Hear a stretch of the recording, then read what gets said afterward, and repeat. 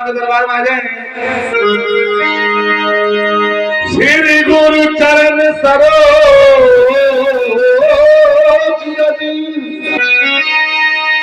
गुरु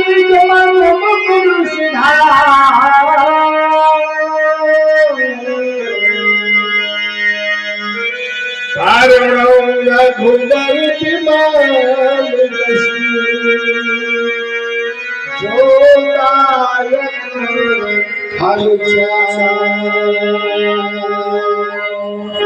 बोधहीन समझान और मैं सुमिरऊं पवन कुमार बल बुद्धि विद्या दे प्रभु हरहु कथा शुरू अब हो आओ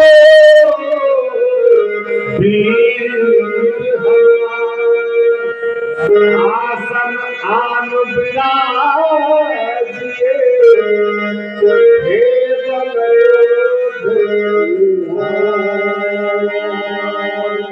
हनुमान जी महाराज गोगा जहांगीर महाराज की गाथा प्रारंभ कर रहे हैं।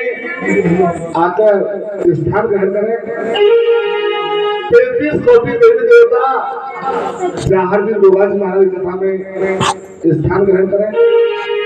सभी पितरात्माएं जहांगीर महाराज की गाथा में स्थान ग्रहण करें और सभी भक्तजन गोगा जहांगीर महाराज की कथा में यथार्थ स्थान ग्रहण करते हुए गोगा जहांगीर महाराज की कथा को श्रवण करें और इस मानव जीवन के लिए धन्य बनाए और प्यारे बंधुओं, सोने का काम जीवन भर का है और जीवन ये सोने में ही तो जा रहा है। और क्या है, काम कर लिया, खा लिया, पी लिया, सो लिया। लेकिन जो धर्म का ये कार्य आज हो रहा है ये तो बहुत मुश्किल से होता है। हमारे तुम्हारे जन्मों जन्मांतर के बहुत सारे पुण्य एकत्रित हो जाते हैं, बहुत सारे पुण्यों के ढेर लग जाते हैं, तब ये कार्य करने का समय, तब ये कार्य देखने का समय और तब ये सुंदर कथा सुनने का समय इंसान को प्राप्त होता है। इसलिए मेरा कहना है कि प्यारे बंधुओं, ये जीवन भर सोना और वार्तालाप करना जीवन चला जाएगा इसमें, लेकिन ये कथा का सुनने का मौका आपको रोज नहीं मिल सकता। इसलिए मेरा कहना है कि सभी भक्त बाबा के दरबार में आ जाए और कथा को श्रवण करें। गोगा जहांगीर महाराज की जो गाथा है ये कलयुग की गाथा है और आज भी कलयुग ही चल रहा है। कलयुग में इस कथा से पहले और इस कथा के बाद आज तक कोई सत्य कथा नहीं निकली है। जहांगीर गोगा जी महाराज की कथा का सारांश है, वो है राजस्थान स्टेट, जिला का नाम चूरू, शहर का नाम तदरेवा। जहांगीर गोगा जी महाराज की कथा का वंश है चौहान वंश और जहांगीर गोगा जी महाराज की कथा का युग है वो है कलयुग, जो आज भी चल रहा है। और कलयुग में ही गोगा जी महाराज ने पहले चरण में जन्म लिया है। अभी कलयुग का प्रथम चरण ही चल रहा है। केवल और केवल सत्य कथा गोगा जहांगीर महाराज की इस कलयुग में माँ गंगा के जल की तरह पवित्र है। क्यों कि गंगा में पहला शब्द गा है, गंगा। क्या शब्द है? गंगा। और बाबा के नाम में पहला शब्द है गो गा, उसमें भी पहला शब्द गा है कि नहीं? इसलिए माँ गंगा का जो कार्य है, माँ गंगा का क्या कार्य है कि पापी भी अगर स्नान डूबक लगा लेता है, पापी उतने तार दिए जैसे गंगे मैया। वो सतयुग की निशानी है। सतयुग की क्या निशानी है कि माँ गंगा का जल एकदम पावन पवित्र था। सतयुग में गंगा बहे दूध की धार, पापियों का पाप धोते धोते धोते धोते सतयुग त्रेता द्वापर और कलयुग आ गया। अब वो सादा गंगा जल है, केवल क्या रह गया है, अब सादा गंगा जल। जब सादा गंगा जल हो गया तो परम पिता परमात्मा ने गोवा जी को अवतरित कर दिया, बिल्कुल उसी दूध की धार की तरह। आज गोवा जी महाराज दूध की धार की तरह, गंगा जी की तरह।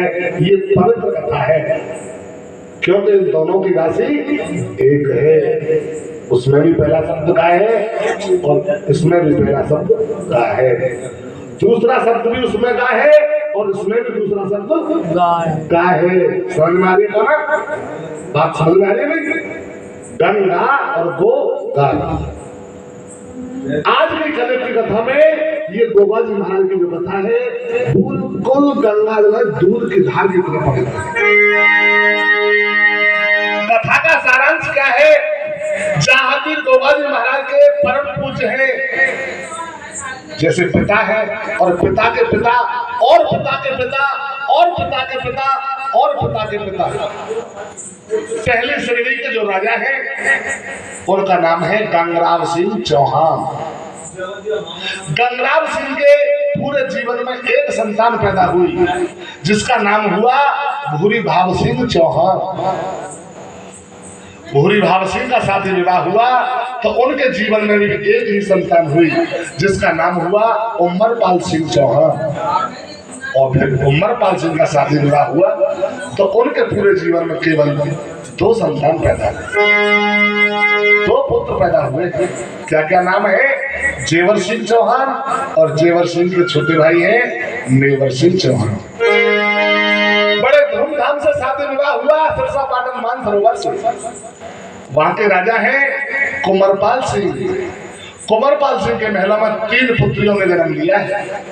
सबसे बड़ी पुत्री का नाम है राछिल और उससे छोटी पुत्री का नाम है काछिल और सबसे छोटी पुत्री का नाम है आछिल। गोद लिया हुआ एक बेटा है जिसका नाम श्री गोवा जी के पुराण में हरि नारायण हरिश्री बताया है। और बद्रेवा से रिश्ता मंजूर हो गया। बड़े भावुक बात। बड़े जेवर सिंह है और कुंवरपाल सिंह की बड़ी बेटी राछिल है। जेवर सिंह बड़े हैं तो बड़ी पुत्री के साथ विवाह हो गया। यानी जेवर सिंह का विवाह बाछिल के साथ हो गया और जेवर सिंह के छोटे भाई थे नेवर सिंह, उनका विवाह बाछिल की छोटी बहन काछिल के साथ हो गया। ये भी दोनों माजाई भाई हैं और वो भी दोनों माजाई हैं। बड़ी धूमधाम से शादी विवाह हुआ। राजा कुंवरपाल सिंह ने दोनों बेटियों की दहेज के रूप में अपनी स्वेच्छा से, अपनी इच्छा से, आज की प्रथा क्या चल रही है कि देख लो मेरा बेटा ऐसा ही हो गया है, कितना धन आप लगा दोगे। ये धन लगाने की बात नहीं चलती थी क्योंकि राजाओं के महाराजाओं के साथ विवाह होते थे, धन मांगने की इच्छा नहीं होती। स्वेच्छा से 12,000 का खजाना और एक नीली घोड़ी दोनों बेटियों की शादी में नहीं थी कि धर्म की पकड़ियो पकड़ंडी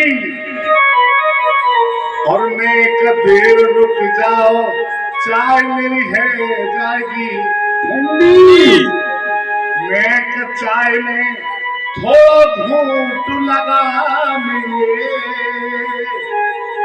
और थोड़ी देर के बाद कथा फिर तुम्हें सुनाएंगे।